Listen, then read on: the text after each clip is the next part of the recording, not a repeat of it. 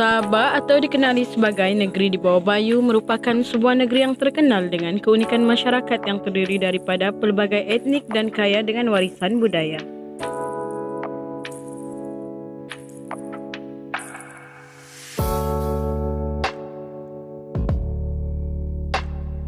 Menurut Madzin Matkib 2016, etnik dan suku etnik Bumiputra yang terdapat di Sabah adalah seperti Abai, Alumbai, Baukan, Begahak, Bajau, Bisai, Bundu, Dumpas, Dusun, Gana, Garo, Gonsomon, Idahan, Kadazan, Kalabakan, Kapanan, Kadayan, Kimaraga, Kolobuan, Kolot, Kuejau, Okotor, Lingkabau, Liwan, Lobu, Lotud, Liba, Lundayo, Makiang, Malapi, Monokop, Nabau, Nu, Paitan, Paluan, Pigas, Rumanau, Rungus, Telunagi, Sembakau, Serudung, Kokos, Cayagan, Suluk, Sungai, Iranun, dan Murut. Dari segi latar belakang pentadbiran, Nicholas Tarley menyatakan bahwa Sabah juga dikenali sebagai Borneo Utara, pernah berada di bawah pemerintahan Kesultanan Brunei dan Kesultanan Sulu.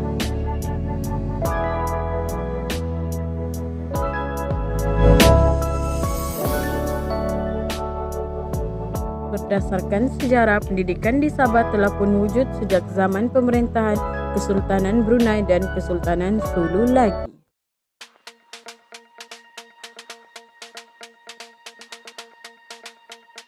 Negeri di bawah Bayu ini diberi nama Sabah setelah penubuhan Persekutuan Malaysia pada tahun 1963. Sebelum ini, ia dikenali sebagai Borneo Utara.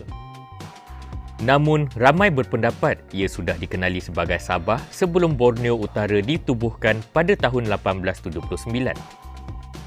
Salah satu peristiwanya ialah ketika pemerintahan Brunei Sultan Abdul Mumin pada tahun 1877 menabalkan Baron Gustav von Overbeck dengan gelaran Maharaja Sabah. Pada ketika itu, masyarakat Melayu menggunakan tulisan Jawi yang berbunyi Sabah, tetapi ejaan ditulis oleh pihak Inggeris pula ialah Sabah. Oleh itu, Overbeck secara rasminya dilantik sebagai Maharaja of Sabah sebelum penubuhan kerajaan Borneo Utara berlaku. Selain itu, terdapat pendapat lain tentang asal-usul nama Sabah. Antaranya ialah Sabah bermaksud seberang dalam bahasa Melayu Brunei. Ada juga yang berpendapat istilah ini dipinjam daripada kaum dusun. Ada juga yang berkata ia adalah daripada negeri kuno kaum Sabah atau Sheba yang menjadi salah satu kerajaan yang disebut dalam Al-Quran. Akan tetapi, pengkaji sejarah Alan R. Maxwell berkata, nama Sabah merujuk kepada kedudukan kawasannya dengan Brunei. Menurutnya, Sabah bermakna terletak di hulu sungai berdasarkan bahasa orang Kedayan Brunei yang juga merupakan suku etnik terbesar masyarakat Brunei. Disebabkan ini juga, Sultan Brunei menamakan kawasan itu Sabah. Sabah yang pada mulanya digunakan hanya sebagai penunjuk arah akhirnya kekal sehingga kedatangan penjajah menubuhkan Borneo Utara. Walaupun Borneo Utara merupakan nama rasmi ketika penjajahan, akan tetapi pegawai British juga lebih selesa menggunakan nama Sabah. Oleh itu, nama Sabah terus digunakan dengan nama Borneo Utara hanya disebut dalam urusan. Ketika kedatangan Jepun, mereka juga menyebut Sabah sebagai Borneo Utara ataupun kita Borneo. Akan tetapi, penduduk setempat terus mengekalkan nama lama walaupun pemerintah ketika itu mahu memadamkannya. Setelah bergabung di bawah Persekutuan Malaysia, nama negeri ini kembali menjadi Sabah dan diterima baik warganya.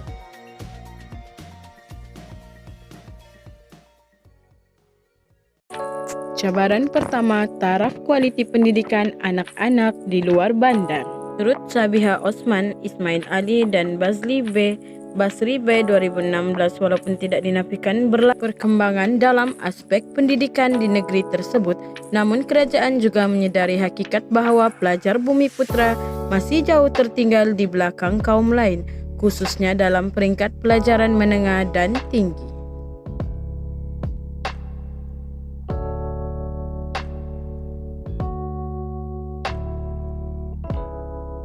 Cabaran kedua, faktor kemiskinan ibu bapa keluarga. Menurut Jeniri Amir 2016, kadar kemiskinan di Sabah adalah pada paras 19.7% dan merupakan yang tertinggi di Malaysia, iaitu lebih 5 kali ganda kadar kemiskinan nasional pada 3.8%. Sekiranya dibandingkan dengan negeri-negeri lain di Malaysia, didapati Sabah mempunyai ramai masyarakat Bumiputera luar bandar yang hidup dalam keadaan serba kekurangan dan daif. Hal ini secara tidak langsung memberikan kekangan kepada ibu bapa untuk menghantar anak-anak ke sekolah.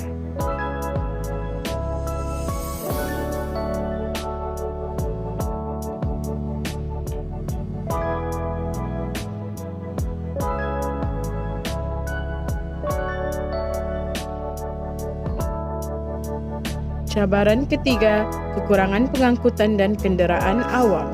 Kekurangan pengangkutan atau kenderaan awam juga menjadi satu cabaran yang menambah kesulitan persekolahan anak-anak Bumiputera yang tinggal di luar bandar. Kesannya, ramai anak-anak Bumiputera yang tinggal di kawasan luar bandar tidak berpendidikan tinggi kerana halangan yang disebabkan oleh kemiskinan ibu bapa dan keluarga mereka. Hal ini menyebabkan ibu bapa tidak dapat menampung kos perbelanjaan pergi balik anak-anak ke sekolah yang biasanya terletak di kawasan bandar.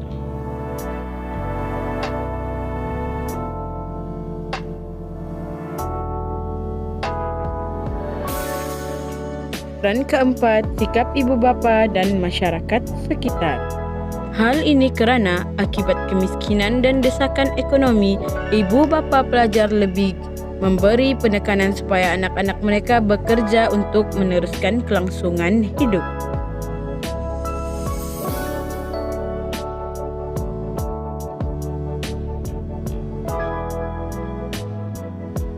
Manakala cabaran kelima, kekurangan infrastruktur dan kemudahan asas. Di Sabah masih terdapat banyak daerah-daerah luar bandar khususnya di pedalaman Sabah yang ketinggalan dari segi pembangunan. Ketiadaan makmal komputer, makmal sains dan perpustakaan menyebabkan pelajar ketinggalan dalam pelajaran kerana tiada alternatif pembelajaran disediakan.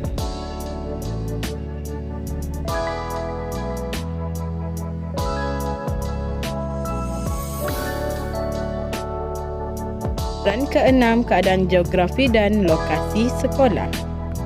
Pelbagai usaha dilakukan untuk meningkatkan kualiti pendidikan di kawasan luar bandar Sabah, namun kedudukan yang terletak jauh di kawasan luar bandar, pedalaman dan kawasan pulau-pulau tidak mempunyai akses jalan raya yang baik menyebabkan kerajaan sukar menyampaikan maklumat. Hal ini bermakna bahawa terdapat sekolah-sekolah yang terletak di kawasan luar bandar tidak mempunyai jalan raya yang baik. Situasi ini sudah tentu menyukarkan kerja-kerja membangun kemudahan asas dan prasarana sekolah.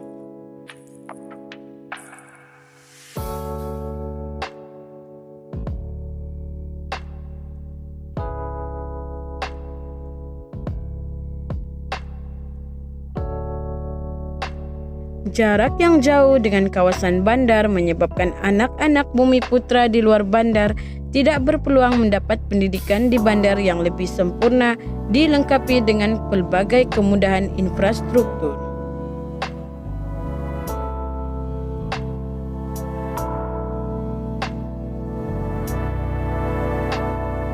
Secara keseluruhan dapat disimpulkan bahawa terdapat pelbagai cabaran yang wujud dalam pembangunan pendidikan pelajar Bumiputera luar bandar di Sabah. I'll smile, I know what it takes to fool this town. I'll do it till the sun goes down, and all through the night time. Oh yeah, I'll tell you what you wanna hear. Keep my song.